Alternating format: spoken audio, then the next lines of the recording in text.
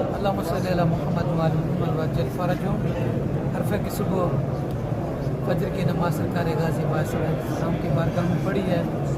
ساری رات کے مشی کی تھکاوٹ بھی ہے، اور الحمدللہ نہر فرات کے کنارے سارا سفر رہا ہے، اور آج کا مبارک دن سب کو مبارک ہو۔ آج کے دن کی برکت سے اللہ سب کی ہر دن کو حج کو منظور اور مقبول فرمائے، اور نجفی کربلا چینل کی توسط سے اور ہمارے واٹس ایپ پہ جن لوگوں نے میسیج کیے تھے، بہنوں نے، بھائیوں نے، بزرگوں نے، سب کے لیے بہت ساری دعائیں کریں گے۔